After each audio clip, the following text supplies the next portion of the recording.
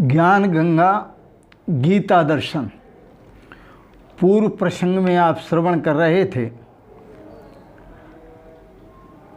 मन को परमात्मा में स्थित करके परमात्मा के सिवाय कुछ भी चिंतन न करे। यह कल के प्रसंग में भगवान श्री कृष्ण ने कहा। आज के प्रसंग में गीता दर्शन अध्याय 6 श्लोक 26। यतो यतो निश्चरति मनश्चंचलम स्थिरम ततस्ततो नियम्यैतद् आत्मन्येवावशं नयेत् ततस्ततो नियम्यैतद् आत्मन्येवावशं नयेत्। भगवान श्री कहते हैं, परमात्मा में मन को लगाने का उपाय बताते हैं।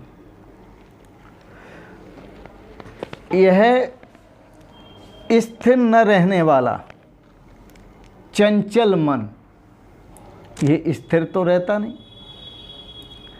मनश्चंचलम अस्थिरम, यह स्थिर न रहने वाला चंचल मन यतो यतो निश्चरति,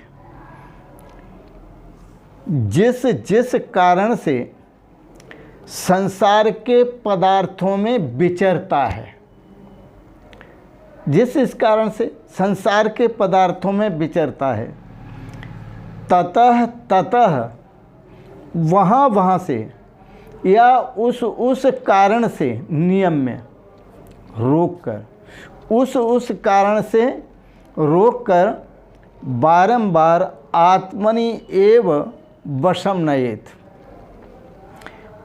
परमात्मा में ही निरोध करे, परमात्मा में ही लगावे, सबसे हटाकर परमात्मा में लगावे। कारण सबसे पहली बात तो समझे, ब्रह्म सत्यम जगत मिथ्या। व्यक्ति जब आता है संसार में तो मुट्ठी बांध कर आता है और सारी जिंदगी इकट्ठा करता है। कितना ही बड़ा सम्राट हो जाए, लेकिन जब जाता है तो हाथ पसारे हुए जाता है। देखो सिकंदर बादशाह को, इकट्ठे गर जहां के जर, सभी मुल्कों के माली थे। सिकंदर जब चला दुनिया से दोनों हाथ खाली थे। सिकंदर जब चला दुनिया से दोनों हाथ खाली थे। इसलिए इस बात को समझो, ब्रह्म सत्यम जगत मिथ्या। यह ब्रह्म सत्य है और जगत मिथ्या है। इसमें दो भाव हैं। जो दार्शनिक महापुरुष हैं वह जगत को स्वीकार ही नहीं करते, ब्रह्म को ही स्वीकार करते हैं। और दूसरे जो अद्वैतवादी हैं वो जगत को भी स्वीकार करते हैं और ब्रह्म को भी स्वीकार करते हैं। ब्रह्म क्या है? भगवान कृष्ण। और ये जगत क्या है? संसार। हम सब जगत में आते हैं। ब्रह्म क्या है? भगवान कृष्ण। और जगत क्या है? हम सब भक्त जो भी हैं ये सब जगत के हैं। एक भाव। दूसरा भाव, वासुदेवम इदम सर्वम। वो द्वैत को भी मानते हैं और अद्वैत को भी मानते हैं कि वासुदेवम इदम सर्वम, यह सब कुछ वासुदेव ही वासुदेव है, परमात्मा ही परमात्मा है। नारायण एव इदम सर्वम, ओम एव इदम सर्वम, इससे कोई इनकार नहीं कर सकता। ब्रह्म ही एव इदम सर्वम, दोनों ही बातें। पर यहाँ हम आपको बताते हैं कि यह भेद है क्यों, किसके कारण है। तो सुनिए, चित्ते चलत संसारो निश्चले मोक्ष उच्यते। जब तक आपका चित्त चंचल रहेगा तब तक संसार रहेगा, वह आप संसार में रहेंगे। और निश्चले, जब जिस क्षण में आपका चित्त शांत हो जाएगा, उसी समय आप परमात्मा में स्थित हो जाएंगे, संसार से मुक्त हो जाएंगे। इसलिए वैदिक ऋषि ने कहा, चित्ते चलति संसारो, चित्त की चंचलता ही संसार है। निश्चले मोक्षोच्यते, और चित्त का स्थिर होना ही परमात्मा की अनुभूति है। उपायन, इसलिए उपायन निग्रहणीयात, निग्रहणीयात उपायन, इसके लिए उपाय करो। जो भी उपाय ऋषि मुनि गुरुजन बताते हैं वह उपाय करो और इसको बस में करो।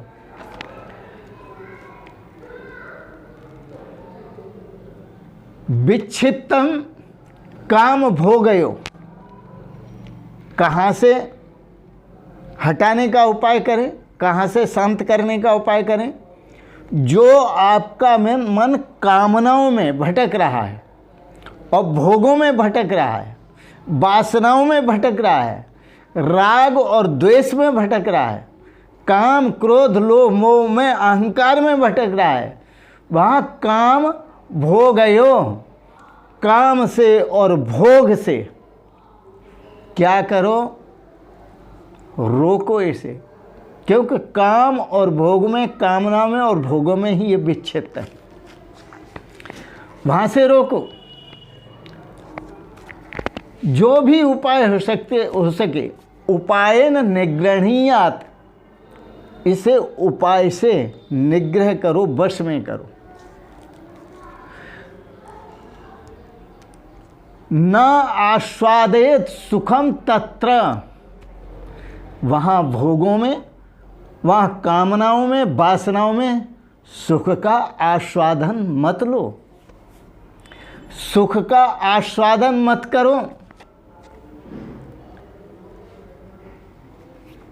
न आस्वादेत सुखम तत्र, क्योंकि उधर सुख नहीं है।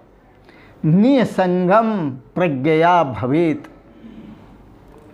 वहाँ से आपकी प्रज्ञा बुद्धि, वहाँ से आपका मन, वहाँ से आपके अंतःकरण की वृत्ति एकदम कैसी होनी चाहिए? निसंग, कोई कामना नहीं, किसी कामना का साथ नहीं, किसी भोग का साथ नहीं, कोई संसार का स्वाद नहीं।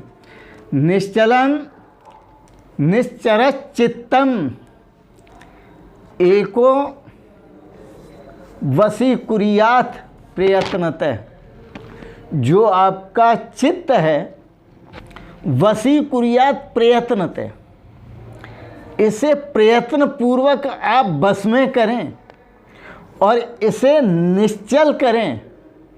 कहाँ से? निश्चरति, जहाँ जहाँ ये विचरण कर रहा है, जहाँ जहाँ आपका चित्त मोह में विचरण कर रहा है, संसार के भोगों में, पदार्थों में, ईर्षा में, द्वेष में, राग में, काम में, क्रोध में, लोभ में, मोह में, अहंकार में, जहाँ जहाँ विचरण कर रहा है वहाँ से एक ही कुरियात, इसको एकाग्र करो और प्रयत्न पूर्वक एकाग्र करो। निश्चलम, इसे निश्चल बनाओ, जो चलायमान न हो। इदा लीयते चित्तम, और जिस अवस्था में आपका चित्त प्रभु में लीन हो जाएगा, क्या सुंदर है। यदा लीयते चित्तम, समझें,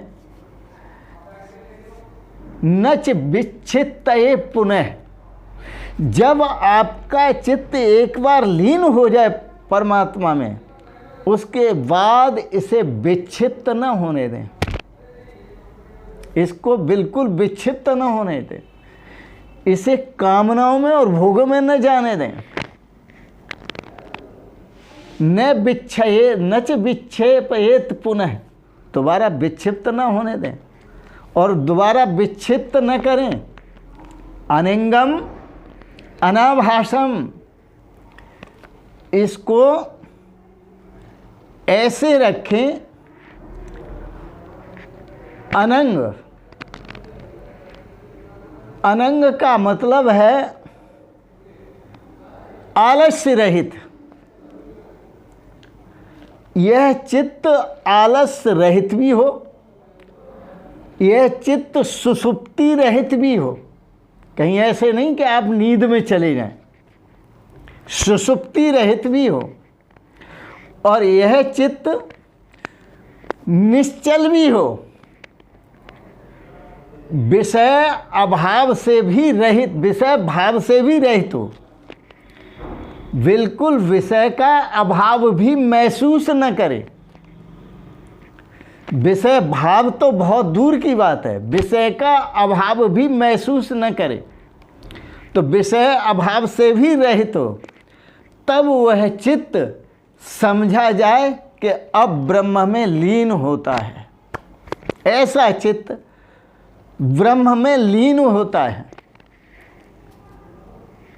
और ब्रह्म में लीन हो जाता है।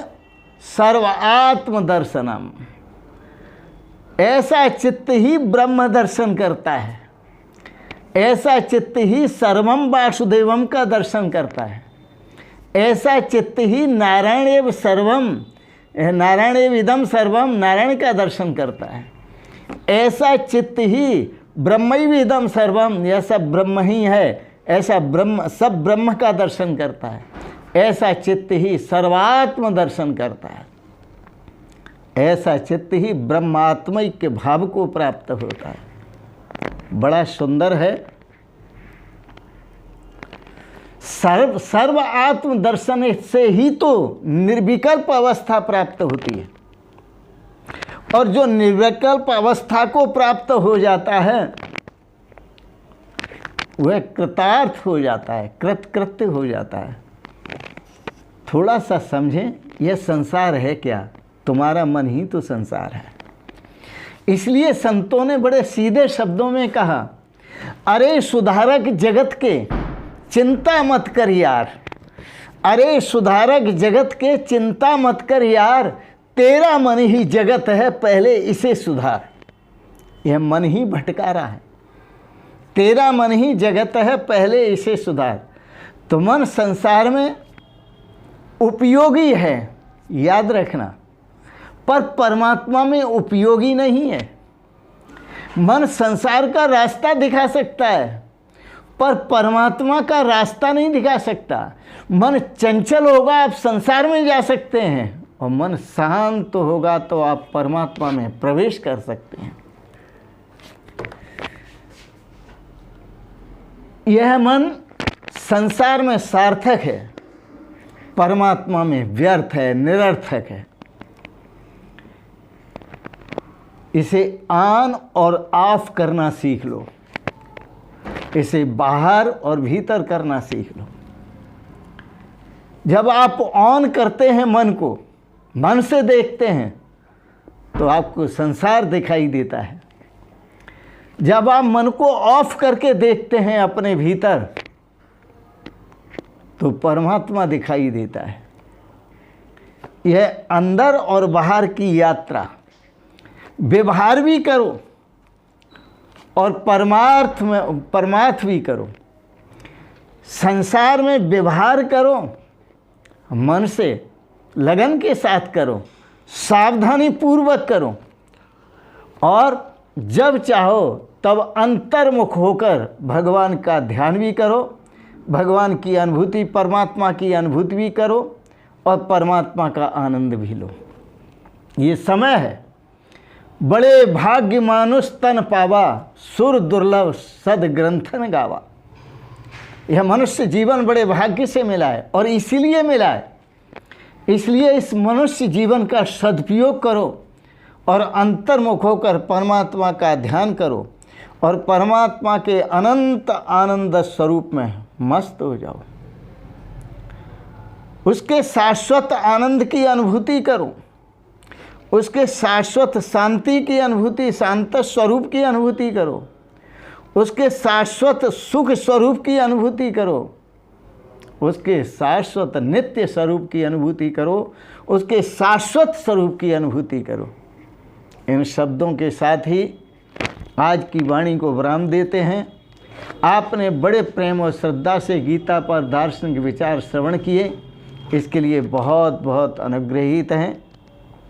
आप सभी श्रोताओं को, सभी भक्तों को निवेदन करते हैं, गीता दर्शन जो आपने श्रवण किया इसे सब्सक्राइब करें, लाइक करें और शेयर करें।